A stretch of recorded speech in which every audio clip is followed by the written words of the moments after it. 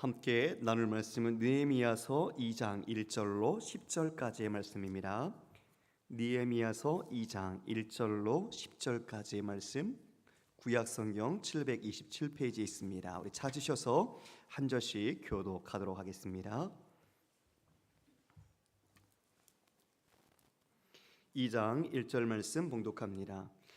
아닥사스다 왕 제20년 니산월에 왕 앞에 포도주가 있기로 내가 그 포도주를 왕에게 드렸는데 이전에는 내가 왕 앞에서 수심이 없었더니 왕이 내게 이르되 내가 병이 없거늘 어찌하여 얼굴에 수심이 있느냐 이는 필연 내 마음에 근심이 있음이로다 하더라. 그때에 내가 크게 두려워하여 왕께 대답하되 왕은 만세수를 하옵소서.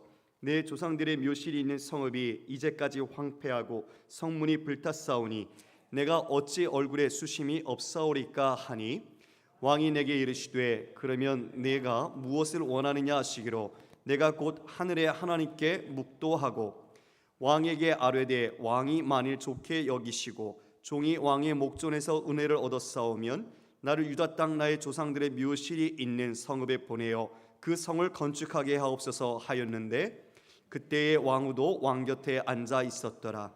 왕이 내게 이르되 내가 몇 날에 다녀올 길이며 어느 때에 돌아오겠느냐 하고 왕이 나를 보내기로 좋게 여기시기로 내가 기한을 정하고 내가 또 왕에게 아뢰되 왕이 만일 좋게 여기시거든 강서쪽 총독들에게 내리시는 조서를 내게 주사 그들이 나를 용납하여 유다에 들어가기까지 통과하게 하시고 또 왕의 삼림감독 아삽에게 조서를 내리사 그가 성전에 속한 영문의 문과 성곽과 내가 들어갈 집을 위하여 들보로 쓸 제목을 내게 주게 하옵소서 하매 내 하나님의 선한 손이 나를 도우심으로 왕이 허락하고 군대 장관과 마병을 보내어 나와 함께하게 하시기로 내가 강 서쪽에 있는 총독들에게 이르러 왕의 조서를 전하였더니 함께 있습니다.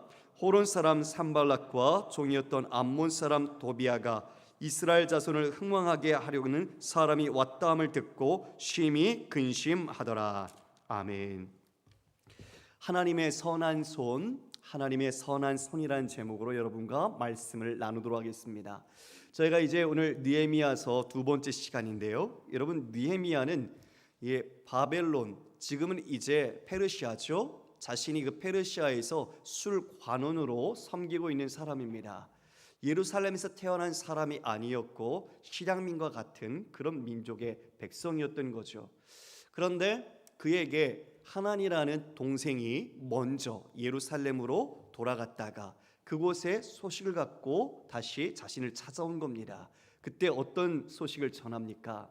백성들이 환난을 당하고 있고 그리고 성읍이 황폐화되었고 성문은 불에 탔다라는 소식을 들었습니다. 1차, 2차 포로 귀환이 이루어진 시점 3차 444년 기원전 444년의 3차 포로 귀환만 남겨두고 있는 상태였죠. 그 포로 귀환이 이루어지면 조금 더 예루살렘이 재건이 되고 더 예전의 모습의 영화를 찾아갈 수 있을 거라고 여겼으나 그 현실이 만만치 않았던 겁니다. 지난 시간에 얘기했던 것처럼 유다와 바벨론의 대적들이 이 예루살렘을 재건하는 것들에 대해서 방해하고 조서를 올려서 그 일을 중단케 하고 여러 시험과 그 어려움들이 직면해 있는 상황이었죠. 여러분, 그 이야기를 지금 느헤미야가 듣고 어떻게 했었습니까? 음식을 끊고 주야로 금식하며 기도했습니다. 자신은 고위직에 올라 있어서 그 삶이 평안하게 살 수 있음에도 불구하고 하나님을 경외하며 하나님을 사랑하는 한 백성이 그 마음속의 아픔과 상처와 울림으로 하나님 앞에 눈물을 쏟으며 기도했습니다. 그의 기도는 어떠한 기도였습니까? 하나님의 말씀, 그 약속을 근거로 붙든 기도, 그리고 내가 하지 않은 죄였지만 그것이 나와 내 아버지 우리 이스라엘이 지은 죄로서 자신의 죄로 여기며 하나님께 회개와 용서를 구했습니다. 그리고 다시 그 약속의 말씀을 붙잡고 우리가 하나님의 언약 백성이기에 하나님이 우리를 돌보셔서 이와 같이 은혜를 다시 내려달라고 기도했던 것을 우리는 보았죠. 종에게 은혜를 주옵소서. 이제 느헤미야는 자신이 처한 상황 속에서 사람을 통해 하나님의 일을 이루고자 하는 마음을 가지고 기도하고 있었던 겁니다. 오늘 본문은 그로부터 4개월이 지난 시점의 사건입니다. 우리 2장 1절 말씀을 보겠습니다. 아닥사스다 왕 제20년 니산월에 왕 앞에 포도주가 있기로 내가 그 포도주를 왕에게 드렸는데 이전에는 내가 왕 앞에 수심이 없었더니 왕이 내게 이르시되 네가 병이 없거늘 어찌하여 얼굴에 수심이 있느냐 이는 필연 내 마음에 근심이 있음이로다 하더라. 여러분 지금 우리 1장 1절을 보면 왕 20년 기슬르월이라고 되어 있고 지금 2장 1절은 이제 왕 20년 니산월이라고 되어 있습니다. 시점의 차이, 시간이 4개월이 흐른 시간입니다. 그 시간 동안 느헤미야는 무엇을 했을까요? 기도했지요. 우리가 1장에서 살펴본 그 내용으로 4개월 동안 하나님의 은혜, 하나님의 때를 구하며 기도했던 겁니다. 그는 이 기도의 내용을 가지고 하나님 앞에 눈물을 쏟으며 간구했고 오늘 니산월 드디어 4개월이 지난 시점에 하나님의 때가 이르자 자신이 그 기도하고 계획했던 그 모든 것들을 이제 하나님 앞에서 또 그것을 왕에게 전달하는 모습을 우리는 보게 되죠. 여러분 여기 보면 2장 1절에 이전에는 내가 왕 앞에 수심이 없었다, 슬픈 기색이 없었습니다. 그런데 왕이 2절에 보면 내가 병이 없는데 어찌 얼굴에 수심이 있느냐, 왕이 그 얼굴에서 무언가 다른 것을 눈치를 챈 거죠. 그 얼굴이 어떤지 간파한 겁니다. 여러분 우리도 마음에 근심이 있으면 그것이 얼굴로 드러나죠. 지금 이 느헤미야는 술관원입니다. 술관원은 무엇하는 사람입니까? 왕의 음료와 술을 책임지는 가장 최측근의 믿음직한 사람입니다. 그런데 그 사람이 지금 어떤 표정을 짓고 있습니까? 슬픈 표정. 근데 여러분 이것은 상당히 위험한 일입니다. 왜냐하면 왕 앞에 지금 포도주를 따른다라는 것은 무슨 축제일입니다. 누구의 잔치거나 신년 축제일이거나 왕후와 함께 배석해서 즐겁게 있는 자리인데 그 가운데 신하가 그리고 옆에 있는 신하가 슬픈 기색을 띠고 있는 거죠. 여러분 그 당시에는 왕은 절대 권력자입니다. 자신의 마음과 자신의 그 감정에 어떤 부분에서 맞지 않거나 자신의 마음을 괴롭게 하면 누구 사람이든지 죽일 수 있는 그런 힘을 갖고 있었죠. 특별히 자신의 음료를 책임지는 사람, 자신의 술을 책임지는 사람이 그와 같이 안색이 좋지 않다는 것에서 왕은 무엇을 느꼈을까요? 불안감을 느끼지 않았겠습니까? 암살, 독살이 그 왕에게서는 가장 두려운 것인데 자신이 믿을 수 있는 사람이 얼굴이 무언가 좋지 않아요. 그 마음속에 그런 걱정이 드는 것이죠. 그래서 느헤미야가 2장 후반부에 보면 어떠했다고 기록하고 있죠? 2장 끝부를 보십시오. 그때에 내가 크게 두려워하여, 크게 두려워했다고 말하고 있습니다. 큰 위기입니다. 자신이 죽을 수도 있는 그런 위기죠. 에스더가 아하수에로 왕에게 나갈 때에 그는 금식을 부탁했습니다. 내가 죽음을 각오하고 왕에게 나갈 테니 기도해 주시오, 금식하시오라고 이야기를 했을 정도로 왕 앞에 그와 같이 나간다는 것이 쉬운 일이 아니었던 겁니다.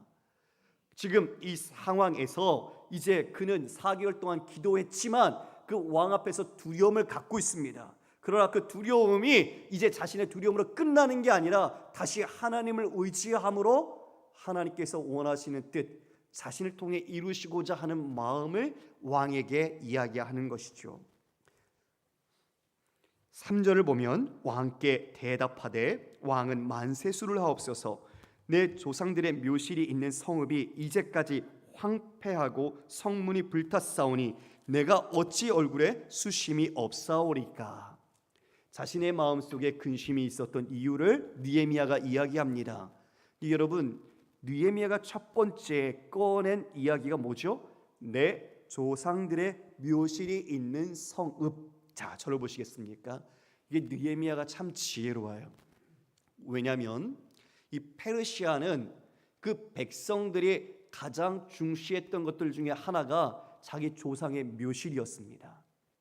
그것이 그들의 전통이었고 문화적으로 아주 중요한 것들이었죠. 그것을 알고 있는 느헤미야는 자신의 예루살렘 성전과 성문을 먼저 이야기하지 않아요. 자신의 조상이 있는 이 묘실이 지금 이와 같이 황폐화되었다는 것을 이야기하면서 그들에게 공감대를 형성하고 이야기로 접촉점을 삼아서 말을 꺼내는 겁니다. 페르시아의 왕 그리고 그 백성들도 자신들의 묘실을 중시하는 그 가치관 속에 그것으로 이야기를 꺼내서 왕의 마음을 편안하게 만드는 거죠. 본심은 어디에 있어요? 예루살렘을 다시 중건하는 것, 그 성문을 다시 세우는 것, 이것이 느헤미야의 진심이지만 그것을 바로 꺼내지 않고 그 묘실의 이야기를 꺼냄으로써 그 이야기를 순조롭게 진행할 수 있도록 만드는 것입니다. 그 이야기를 듣고 왕이 어떻게 이야기합니까? 우리 4절 함께 읽어볼까요? 시작. 왕이 내게 이르되 그러면 네가 무엇을 원하느냐 하시기로 내가 곧 하늘의 하나님께 묵도하고. 왕이 묻습니다. 내가 무엇을 원하냐? 이렇게 말을 했어요. 여러분, 우리가 느헤미야라고 생각합시다. 두려웠습니다. 조금 전에 너무 두려웠습니다. 자신의 죽음이 어쩌면 당할 수도 있는 생명의 위기 가운데 있던 상황 속에서 왕에게 이야기를 드리는데 왕이 자신에게 묻는 겁니다. 네가 그럼 무엇을 원하냐고 묻는 거죠. 이 물음에 느헤미야는 다시 자신이 무엇을 먼저 했습니까? 그렇습니다. 내가 곧 하늘의 하나님께 묵도하고. 여러분, 느헤미야가 얼마나 기도를 중요시하고 기도의 사람인지 이 한 절 안에서 우리는 그것을 발견할 수 있습니다. 왕이 질문을 했어요. 그러면 왕이 보고 있는 거 아닙니까? 그러면 왕 앞에서 바로 이야기를 해야죠. 그런데 뭐라고 있어요? 하나님께 묵도, 기도하고 있는 겁니다.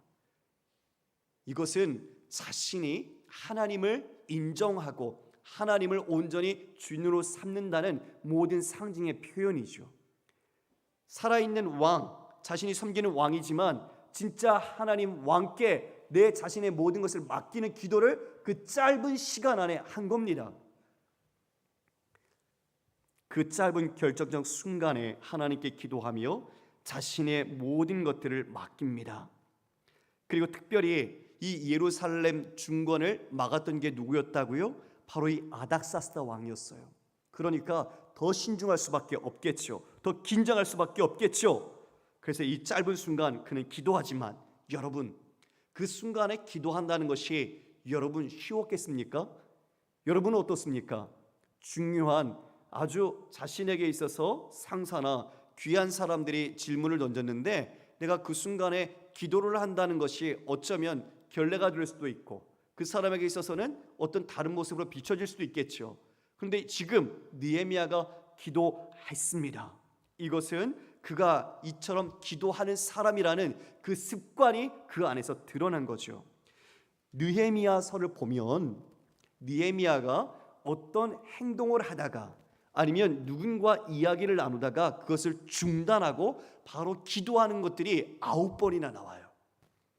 그러니까 느헤미야는 단지 기도가 그냥 정해진 시간에 하는 사람이 아니라 늘 기도로 하나님을 의지하는 사람, 하나님께 늘 내 모든 것을 맡기는 사람이라는 것을 알게 됩니다. 여러분은 어떻습니까?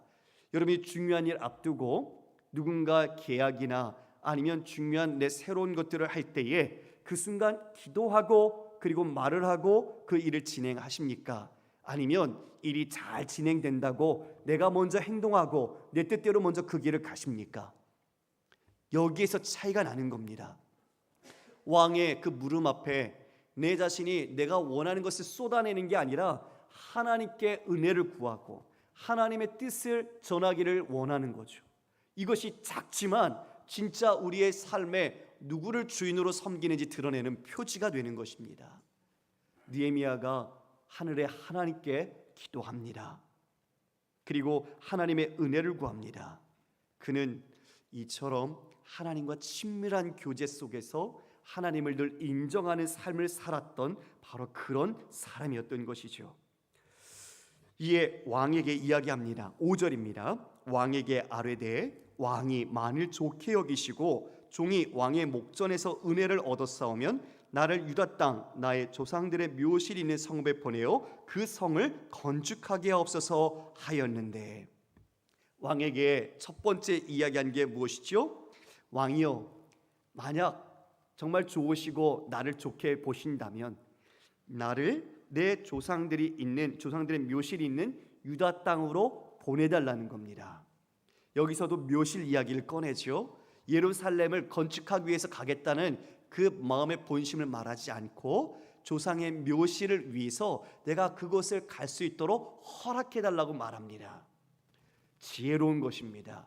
이에 그것을 아주 좋게 여기는 모습들이 나타나는 것을 보게 됩니다. 그 기간이 얼마인지, 그 조상들의 묘실의 성읍에 보내어 그 성을 건축하게 하옵소서라고 했는데, 왕후도 같이 있는 자리에서 왕이 묻습니다. 그러면 네가 몇 날에 다녀올 길이냐, 어느 때에 돌아오겠느냐, 그러니까 얼마나 이 자리를 비우고 떠나 있어야 되느냐 묻는 거죠. 근데 그 기록에 대한 답은 여기에 나와 있지 않아요. 몇 년 동안 다녀오겠다라고 이야기하지 않고 있어요. 내가 기한을 정했다라고 6절의 하반절 말하고 있는데, 결국 우리는 역사를 보면 느헤미야가 12년 동안 떠나 있다가 돌아옵니다.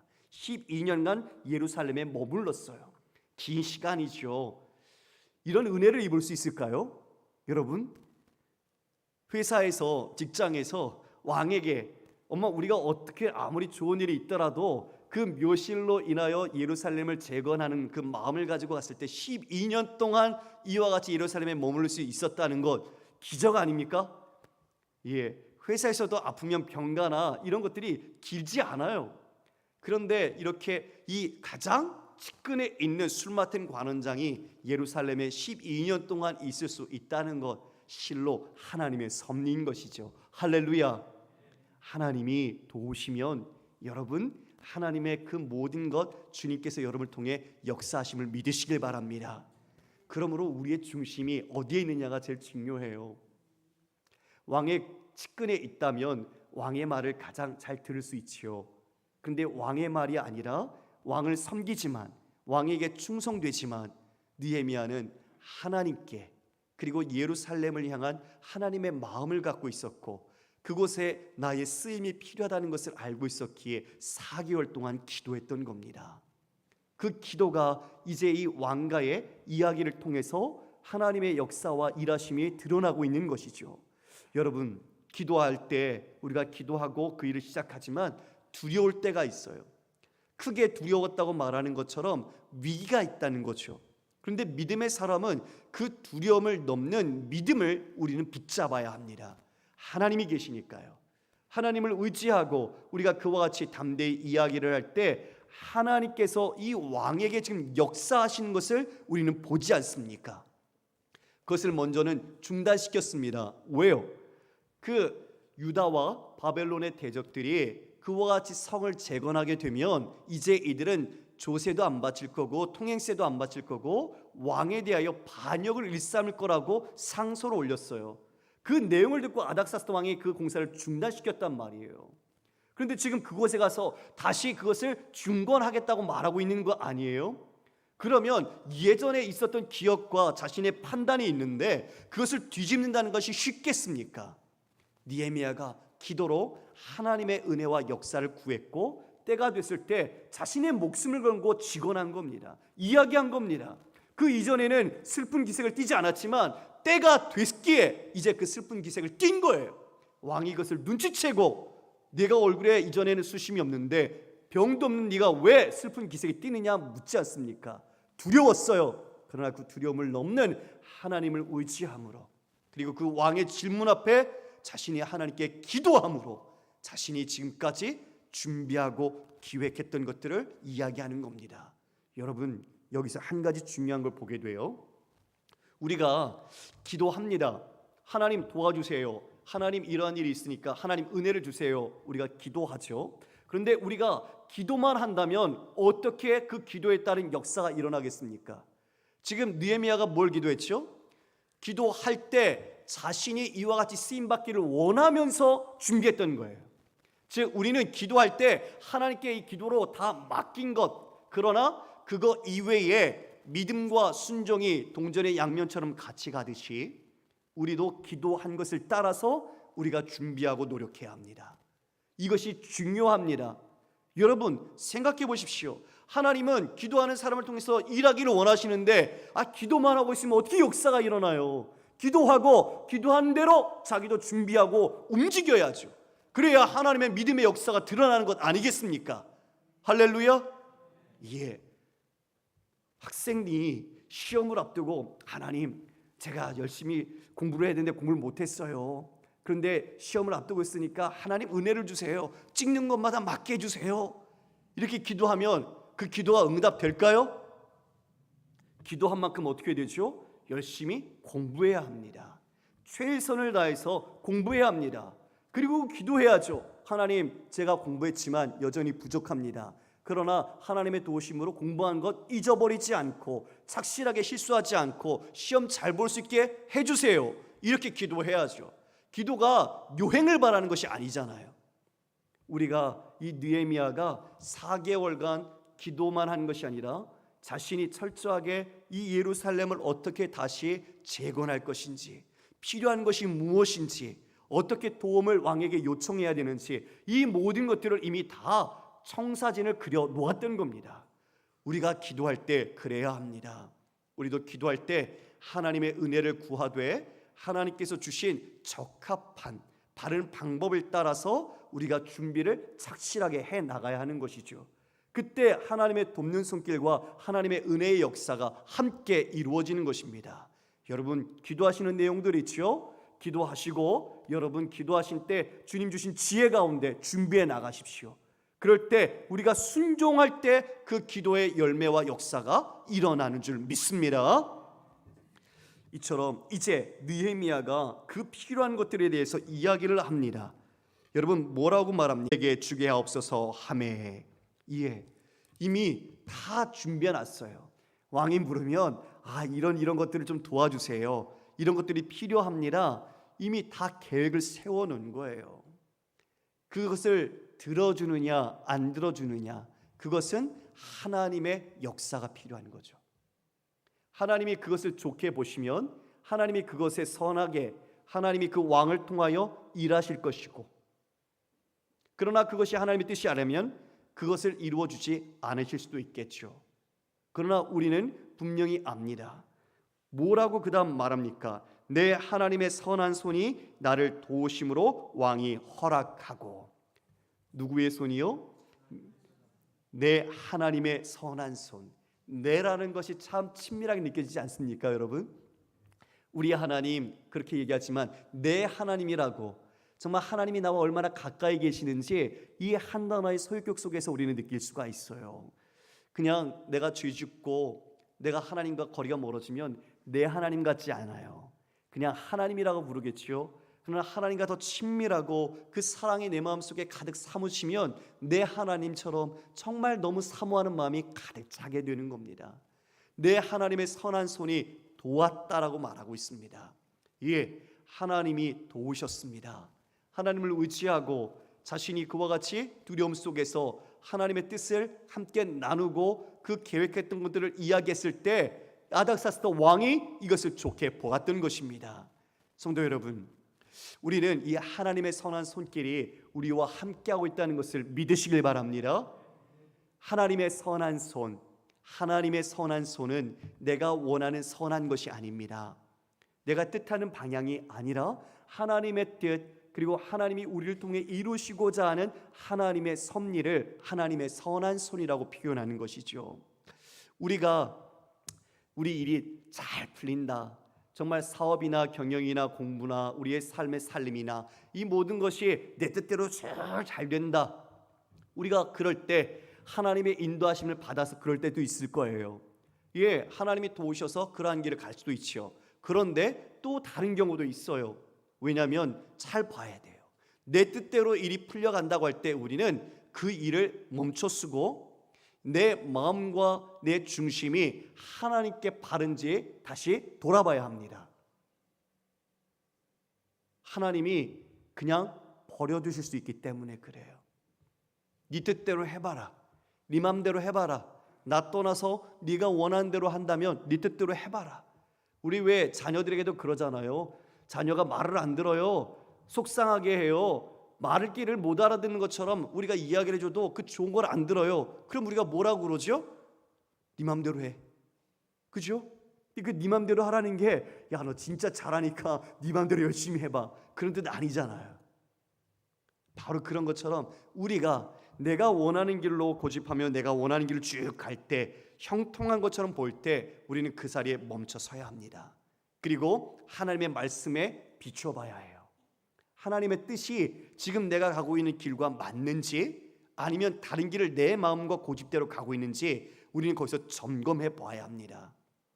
우리의 기도도 마찬가지죠. 우리가 기도를 들어주셔서 감사와 기쁨이 넘칠 때가 있지만 하나님이 우리 기도를 들어주지 않는 것도 감사요, 하나님께는 우리가 고마움을 표해야 되는 것이죠. 그것이 하나님의 선한 손길 아니었겠습니까? 내 뜻대로 고집하며 내 마음대로 갔다면 우리는 하나님과 상관없는 길을 갔을 겁니다. 그러나 하나님이 그 길 가지 못하도록 우리의 기도를 들어주시지 않고 그것을 우리는 하나님 또 응답하신 것이죠. 우리가 그래서 이 자리에 또 주님께 붙들려서 기도한다는 것, 이 모든 것이 하나님의 선한 손길로 빚어진 결과입니다.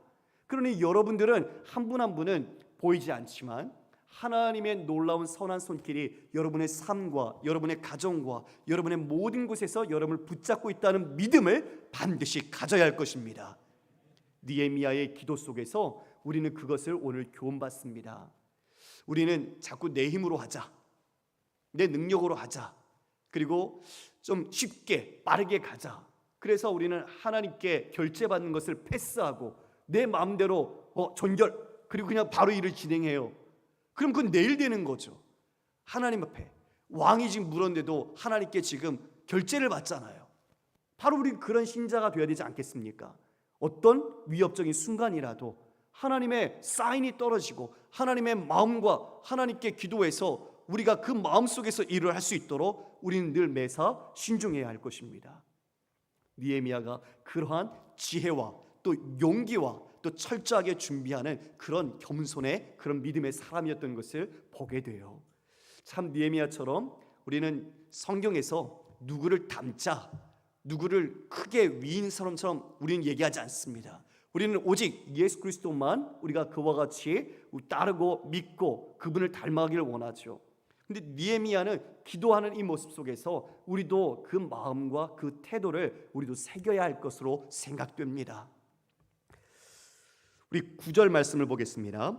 군대 장관과 마병을 보내어 나와 함께 하게 하시기로 내가 강 서쪽에 있는 총독들에게 이르러 왕의 조서를 전하였더니 호론 사람 산발락과 종이었던 암몬 사람 도비아가 이스라엘 자손을 흥왕하게 하려는 사람이 왔다함을 듣고 심히 근심하더라.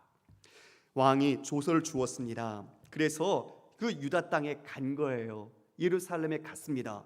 그런데 여러분 10절에 누가 등장을 합니까? 호론 사람 산발랏, 종이었던 암몬 사람 도비아가 이스라엘 자손을 흥하게 하는 사람이 왔다함을 듣고 심히 근심했다. 이 사람들이 예루살렘을 재건하는 방해하는 대적자들이었어요. 이 산발랏이라는 사람은 사마리아의 총독입니다. 도비아는 암몬 지역의 총독이에요. 여러분, 이 예루살렘이 그 사람들 백성들이 다 포로로 끌려갔으니까 그 땅이 비었을 거 아닙니까? 그때 사마리아가 이 땅을 지배했습니다. 그리고 그 땅에서 유익을 누렸던 것이죠.